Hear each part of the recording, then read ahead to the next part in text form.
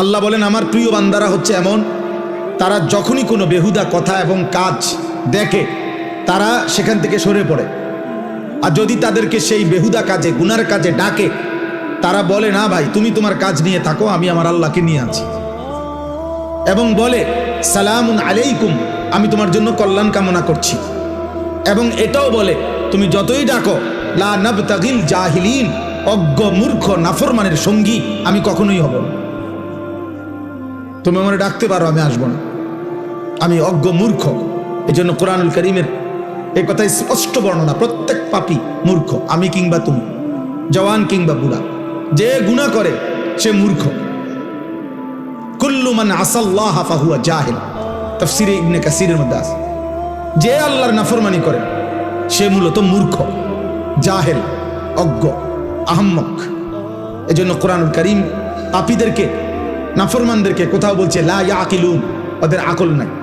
কোথাও বলছে লা ইয়াফকাহুন, ওরা কিছুই বুঝে না। কোথাও বলছে লা ইয়ালামুন, তারা কিছুই জানে না, কিছুই জানে না। কোরআনুল কারীমে আল্লাহ তাআলা বলছে আমাদের সবাইকে যে হে আমার বান্দা, তুমি একটু খবর নাও, চারিদিকে খোঁজ লাগাও, এই পৃথিবীর ইতিহাস দেখো, আমার পৃথিবীতে দেখো, খবর নাও।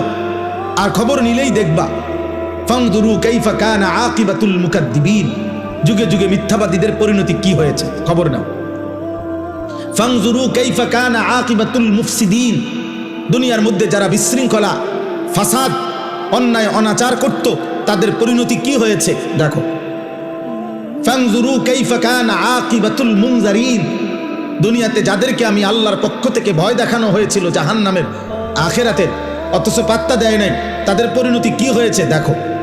ফানজুরু কাইফা কানা আকিবাতুল লাযিনা মিন ক্বাবলিহিম, তোমাদের পূর্ববর্তী নাফরমানদের পরিণতি কি হয়েছে দেখো। আল্লাহ তাআলা বলছে জিজ্ঞেস করো নমরুদের কি হয়েছিল, জিজ্ঞেস করো ফেরাউনের কি হয়েছিল, জিজ্ঞেস করো কারুনের কি হয়েছিল, জিজ্ঞেস করো নূহ আলাইহিস সালামের কওমকে পানিতে ডুবাই দিল কেন, খবর নাও লূত আলাইহিস সালামের জাতিকে জীবন্ত মাটির নিচে উল্টা দাফন করে দিল কেন, খবর নাও শুআয়ব আলাইহিস সালাম, সালেহ আলাইহিস সালাম, এই দুই নবীর উম্মতকে ফেরেশতার বিকট চিৎকার দিয়ে ধ্বংস করে দেওয়া হলো কেন, খবর নাও ইবলিস শয়তান, তাকে বিতাড়িত করা হলো কেন। আল্লাহ তাআলা বলে তুমি খবর লাগাও, তাইলে তো তুমি শুনবা কি কারণে এরা এত ঘৃণিত হলো। আজ হাজার হাজার বছর পরে পৃথিবীর মানুষ ফেরাউনের নামে কোন কুত্তার নামও রাখে না কেন। নমরুদ এই নামটা এতটা ঘৃণিত যে কোনো মানুষ কোনো জানোয়ারের নামও রাখে না। আবু জাহেল এতটা ঘৃণিত যে পৃথিবীর মানুষ কোনো কুত্তার নামও রাখে না। আবু লাহাব এতটা ঘৃণিত যে পৃথিবীর মানুষ কোনো কুত্তা জানোয়ারের নামও আবু লাহাব রাখে না। কেন এমন হলো? এটা কোরআনে আল্লাহ বারবার এই জন্য ফানজুরু, দেখো দেখো বান্দা খবর লাগাও। আওয়ালাম ইয়াসিরু ফিল আরদ, আমার জমিন ঘুরে ঘুরে দেখো এই পৃথিবীর ক্ষমতাধররা কোথায়, এই পৃথিবীর জালেমরা কোথায়, এই পৃথিবীর অহংকারীরা কোথায়, এই পৃথিবীর নষ্ট নারীরা কোথায়, এই পৃথিবীর রূপ যৌবন সৌন্দর্য বিক্রি করত ওই অসভ্য চরিত্রহীন রমণীরা কোথায়, এই পৃথিবী জুলুম করত, অন্যায় করত, খুন করত, সন্ত্রাসী করত ওই নিকৃষ্ট ডাকাতরা কোথায়, খবর না। পৃথিবী তাদেরকে কখনো স্মরণ করে কিনা, কারো কলিজায় তাদের প্রতি কোনো হারামখোর, মদখোর, নেশাখোরের প্রতি কারো দিলে কোনো ন্যূনতম শ্রদ্ধাবোধ আছে কিনা তুমি দেখো, তুমি দেখো, তোমরাও দেখো ভাই। তোমরা যারা এখন ছেলেরা এই যে যেই সমস্ত বেঈমানের মতো চুল রেখে তোমরা ফ্যাশন করছো, ওই বেঈমানকে কেউ শ্রদ্ধার সাথে স্মরণ করে কিনা তুমি দেখো। আমি যার মতো রাখছি সেই সাহাবায়ে কেরামকে তো মানুষ শ্রদ্ধার সাথে স্মরণ করে। তোমরা যারা দাড়িবিহীন, তো দাড়িবিহীন কোনো মানুষকে পৃথিবীতে কেউ শ্রদ্ধার সাথে স্মরণ করে এমন কোনো ফাসেক তার নাম বলো। দাড়িওয়ালা নবী সাল্লাল্লাহু আলাইহি সাল্লামকে তো মানুষ কলিজা দিয়া ভালোবাসে। দাড়িওয়ালা আবু বকর, ওমর, ওসমান, আলীকে তো মানুষ কলিজা দিয়া ভালোবাসে। তো তুমি দেখো, আমার কথা হইলো যাররা পরিমাণ ভাইয়া ন্যূনতম বিবেক কাজে লাগাও, যে আমি যার মতো সাজলাম তার একটা যুক্তি তো আছে, যে আমার এটা অনুসরণীয় কেন, আমি কেন পছন্দ করলাম, আমি এই চুল পছন্দ করলাম কেন, এই চেহারা পছন্দ করলাম কেন, আমি এই পোশাক কেন পছন্দ করলাম, আমার চয়েস হইল কেন, এর পিছনে ন্যূনতম একটা যুক্তি থাকতে হবে, একটা ব্যাখ্যা তো থাকতে হবে। সেই ব্যাখ্যাটা কি?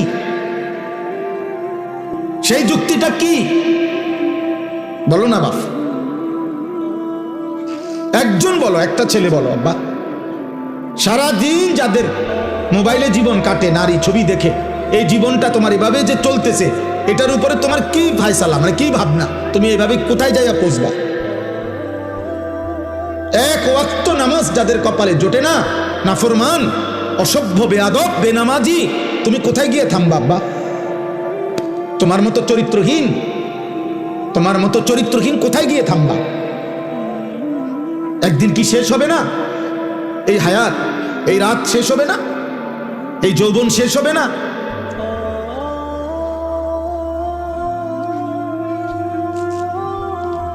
এই জন্য এটা জরুরি। চলো ভাই, বুঝতে শেখো, ভাবতে শেখো, আত্ম উপলব্ধি বড় নিয়ামত। আমি প্রায় বলি এ কথা, আজকেও বলছি যে কমপক্ষে বাপ, জওয়ান, বুড়া, নারী, পুরুষ, রাতের বেলা ঘুমের আগে এই পৃথিবীর সবাইরে ভুলে বাদ দিয়া 1 মিনিটের জন্য হলো নিজেকে নিয়ে কল্পনা করা উচিত। আমি আনিস, আমার জীবনটা আজকের সারাদিনে যেমনে চলছে, আমি কি করলাম, কি হারাইলাম, ভালোটা কি করলাম, মন্দটা কি করলাম। আমি একজন মানুষ, আমি একজন মুসলমান, আমার কিছু দায়িত্ব ছিল কিনা, আমার সৃষ্টিকর্তা আমাকে কিছু বলেছেন কিনা, আমার নবী সাল্লাল্লাহু আলাইহি ওয়াসাল্লাম আমার জন্য কিছু বলেছেন কিনা, আজকে সারাদিনে আমার আল্লাহর বিধান যা ছিল আমি তা পালন করেছি কিনা। এ কমপক্ষে নিজের সাথে আলকাইয়িসু মান দানা নাফসাহু ওয়া আমিলা লিমা বা'দাল মাউত। নবী সাল্লাল্লাহু আলাইহি ওয়াসাল্লাম বলেন, বুদ্ধিমান সে যে তার নিজের হিসাব করে এবং মৃত্যু পরবর্তীর জন্য আমল করে। ওয়ালতানজুর নাফসুম মা কদ্দামাত লিগাদ। আল্লাহ তাআলা বলেন, হে মুমিন, আমি আল্লাহ তোমাকে বলছি বান্দা, তুমি প্রতি মুহূর্তে লক্ষ্য করো, খেয়াল করো যে আজকের দুনিয়া থেকে আগামী কালকের আখিরাতের জন্য তুমি কি পাঠিয়েছো। ওই যে দেখেন, ওই ভাইকে দেখেন, ওই দেখেন, ওই মোবাইলটা ধরে, ওই ফালতু মিয়া, চলে যান মিয়া, উঠে যান মিয়ান থেকে, বাইরে গিয়ে ছবি উঠান মিয়া, সিএনজি ছবি উঠান, আবার হাসে মূর্খের মতো। এখন ভালো লাগছে নি লজ্জা পাইয়া? আমি তো নিষেধ করছি রে ভাই, আমি সুন্দর করে বলছি কিনা বলেন? তো তাহলে তেড়ামি করলেন কেন? আমি তো জবরদস্তি করে বসাই নাই, আমি তো অনুমতি দিছি আব্বা, কেউ চলে গেলে আমার কোনো আপত্তি নেই। আমি সেই আনিসুর রহমান, এই মুরাদনগরের গলিতে গলিতে আমার মনে আছে আমি 4 জন শ্রোতার সামনে 2.5 ঘন্টা 3 ঘন্টা বয়ান করছি। 10 জন শ্রোতার সামনে আমি 3 ঘন্টা বয়ান করছি, কোনো অসুবিধা নেই। আল্লাহর কথা একজনকে বললেও নেকি হয়, আমার সওয়াব দরকার, আমার নেকি দরকার। ব্যাপক পরিচিতি দিয়ে আমি কিতা করব? মনে করেন 1 কোটি মানুষের সমর্থন দিয়ে আইবা, আমি কর্মীটাকে আমি দিয়ে কিতা করবো? আমারটা দরকার নাই তো, আমি তো কোনো প্রার্থী না, আমার কোনো মার্কা নাই তো, তাহলে আমি সমর্থন দিয়ে করবো কি? বুঝেন নাই কথাটা? আমার আসলেই কোনো মার্কা নাই, কোনো মার্কার পক্ষে আমি প্রচারণাও করি না, তো তাহলে আমি সমর্থন দিয়ে করবো কি? তা আল্লাহ আমাদেরকে বুঝ দান করে। ঠিক আছে ভাই, বাইরে চিন্তা করে না ভাই, সবাই চিন্তা করে কুলায়। আমরা কি পুরা কোম্পানি মধ্যে লয়ে বসি নি কেন? তাহলে আমরা সবাই চিন্তা করে কুলান ধরি। এই যে কয়জন বসছেন, এই কয়জনই শুনে, আল্লাহ আমাদেরকে তৌফিক দান করে। আমার ভাই, আমার বাবা, আমার প্রথম কথা এটা, আমি অনুরোধ করছি, একটা মাহফিলে সব বদলায় দেব এমন না, এটা কোনো তাবিজ না, ফু না, কিন্তু আমি অনুরোধ করছি এতগুলো কিশোর যুবক, আলহামদুলিল্লাহ, তোমরা যেমনি হোক 800 তোমরা যেমনি হোক, ভাল লাগছে, মনে করো এই হুজুরের ওয়াজ ভাল লাগে, এই বক্তার ওয়াজ ভাল, যেটাই হোক কারণ, যাই হোক মনে করো কারণ, তুমি 800 তো। অতএব তোমার কাছে আমার অনুরোধ, তুমি আল্লাহর ওয়াস্তে, আমার জন্য আমি তোমার কাছে কিছু চাচ্ছি না, আমি তোমার কাছে চাচ্ছি 1 বিন্দু হইল তুমি তোমার বিবেকের সাথে বোঝাপড়া কইরো, যা করছো তা ঠিক কিনা। আল্লাহ যার সৃষ্টিকর্তা, নবী মুহাম্মদ সাল্লাল্লাহু আলাইহি সাল্লাম যার রাসূল, কোরআন যার কিতাব, ইসলাম যার ধর্ম, তো তোমরা যেভাবে চলছো সে এভাবেই চলা উচিত কিনা, এটাই যদি তোমার বিবেকের কাছে প্রশ্ন শুনি, তোমার কাছে তোমারে দিলাম, প্রত্যেকটা কিশোর যুবক তোমার বিবেকের কাছে তোমাকে দিল। মনে রাখো আব্বাস, বড় আফসোসের বিষয় হলো এরকম অসংখ্য অগণিত যুবক তোমরা আছো, কিশোর, যাদের কপালে একজন অভিভাবক যে তোমারে আল্লাহর দিকে ফিরাবে, যে তোমারে এই গুনাহ থেকে বাঁচাবে, যে তোমারে হারাম ছবি, নারী, জিনা, ব্যভিচার, মদ, জুয়া, অস্থিরতা, বেহায়াপনা, কাফের বেঈমানদের চুল চেহারা, নাফরমানির জীবন থেকে তোমারে ফিরাবে। অসংখ্য ছেলে তোমাদের কপালে, এমন একজন মুরব্বী অভিভাবক কেউ জোটে না, যার কারণে জীবনটা এলোমেলো, নিজের মতো করে আর কতক্ষণ চলা যায়। আমরা কিতাবে পড়ছি শেখ সাদি রহমতুল্লাহ আলাই, পৃথিবী বিখ্যাত বুজুর্গ ছিলেন, আল্লাহর ওলি। শেখ সাদি রহমতুল্লাহ বলেছেন, ইন্না মিন আযমি নিআমিল্লাহ আলা আবদিহি আন ইউওয়াফিকাহু লিসুহবাতিল আখিয়ার। শেখ সাদি রহমতুল্লাহ বলেন, আল্লাহর কোন বান্দার উপরে আল্লাহর একটি শ্রেষ্ঠতম নিয়ামত এটা যে আল্লাহ তাকে একজন নেক বান্দা, আল্লাহর কোন প্রিয় বান্দার সান্নিধ্য দান করেছেন। এটা কোন বান্দার উপরে আল্লাহর একটি শ্রেষ্ঠ নিয়ামত। তার জীবনে একজন ভালো মানুষ জুটছে, যে তারে টেনে ধরছে, না তুমি এটা করতে পারবে না, না তুমি এটা ছাড়তে পারবে না। এরকম অসংখ্য অগণিত বিষয়, যে তাকে টেনে ধরে, যে তাকে শুধরায়া দেয়, যে তাকে ঠিক করে দেয়, যে তাকে আল্লাহর পথে আগায় দেয়। এরপরে লিখছে তিনি, ওয়া ইন্না উকুবাতাহু লিআবিদিহি আন ইয়াবতালিয়াহু বিসুহবাতিল আশরার। আর আল্লাহর শাস্তি তার কোনো বান্দার উপরে দুনিয়া একটি শাস্তি এটা, যে আল্লাহ তাকে কোনো মন্দ লোকের সান্নিধ্য দিয়ে মুসিবতে ফেলে দিছে। আহারে, তার বন্ধুই হলো চরিত্রহীন, এবার সে বাঁচবে কেমনে? তার 24 ঘন্টার সঙ্গী বড় মোবাইল, এবার সে বাঁচবে কেমনে? তাই যার লগে চলে তে সারাক্ষণ বিড়ি খায়, এ ভালো হবে কেমনে? এ যার সাথে চলে এই অসভ্য, এই মানুষরূপী পশু দাঁড়াইয়া পেশাব করে, তো এ তার থেকে কিছু শিখবে কেন? বুঝো নাই ভাই? না না, ঠিক চিৎকার দাও, তুমি বুঝতে শিখো। আমি সমর্থন চাচ্ছি না, আবারও তো বলছি, আগেই বললাম, সমর্থন চাচ্ছি না, তোমার বিবেক চাচ্ছি, অনুভূতি চাইতেছি। আব্বা, অনুভূতি আমার ফিকির এটা। মাওলানা ইয়াহিয়া নিশ্চয় বলছে, মাওলানা ইয়াহিয়া, আমরা সারাদিন, সারা বছর, সারা সপ্তাহ কিশোর যুবকদের জন্য আর কি করতে পারি আমাদের সাধ্যমতো?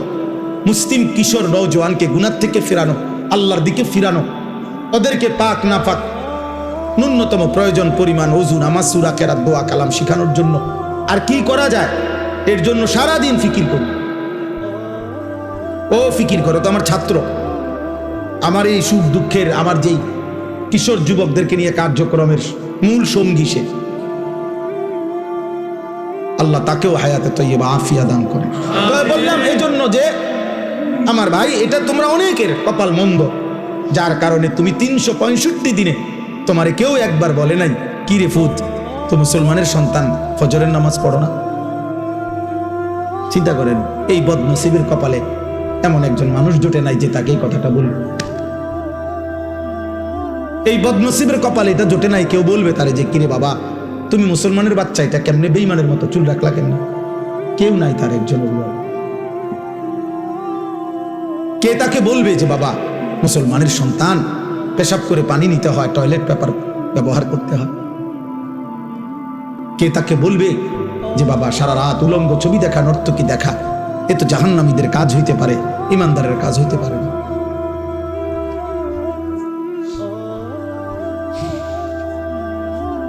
এই জন্য দোস্ত আমার, বন্ধু আমার, ওলামায়ে কেরামের সান্নিধ্য গ্রহণ করো, মসজিদের ইমাম সাহেবের সান্নিধ্য গ্রহণ করো, আশেপাশে নেককার আলেমদের আসা যাওয়া করো, জীবনটা বরকত হবে। তোমার মতো তুমি চইলো না, অসৎ বন্ধুর মতো তুমি চইলো, কষ্ট পাইবা।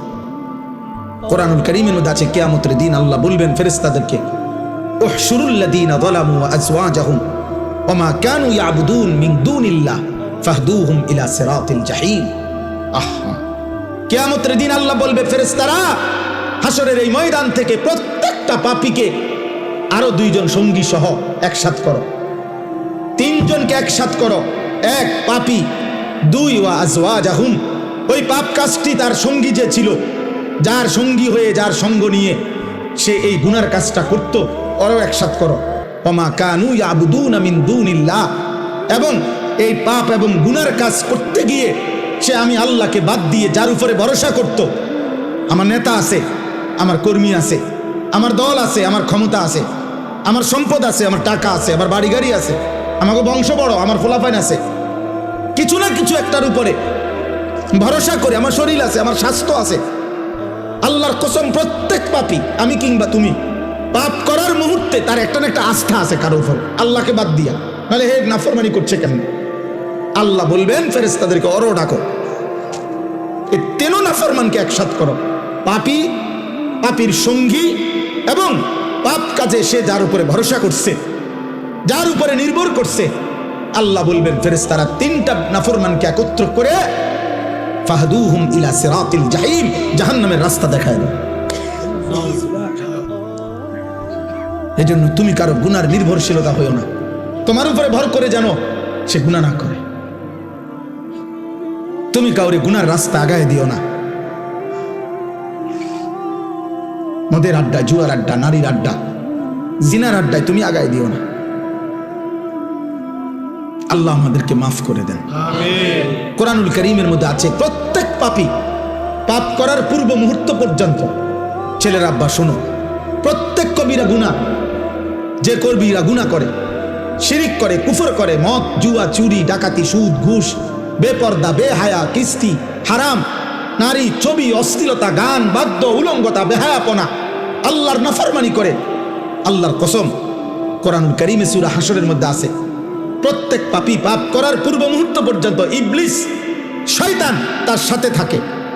যখনই সে পাপ শুরু করে, চোর যখন চুরি শুরু করে, বেবিচারী জেনা যখন শুরু করে, সুদখোর যখন সুদের টাকা গনে, ঘুষখোর যখন ঘুষের টাকা হাতে নেয়, লম্পট যখন চরিত্রহীনতা শুরু করে, নাফরমান যখন উলঙ্গ ছবি দেয়, মদখোর যখন মদের বোতল হাতে নেয়, শিরিককারী যখন শিরিক করে, মূর্তি পূজক যখন মূর্তি পূজা করে, মানে প্রত্যেক পাপী যখন পাপ শুরু করে, আল্লাহর কসম আল্লাহ কোরআনে বলছে ইবলিস শয়তান তার থেকে তৎক্ষণাৎ সরে যায়, সরে যায়, শয়তান তার থেকেও সরে যায়। মানুষ তো দূরে থাক, শয়তান পর্যন্ত বলে ইন্নী বারীউম মিনকা, আমি তোর থেকে মুক্ত, ইন্নী আখাফুল্লাহ রাব্বাল আলামিন, আমি বিশ্বাস করি যে পাপের কারণে আযাব আসে, হতে পারে তোর উপরে আযাব আসবে, আর আমি যদি তোর সাথে থাকি ইবলিস, আমি আমার উপরেও আযাব আসবে, এই জন্য আমি তোর থেকে সরে গেলাম, তোর নাফরমানি তুই কর। কোরআন শরীফের আয়াত।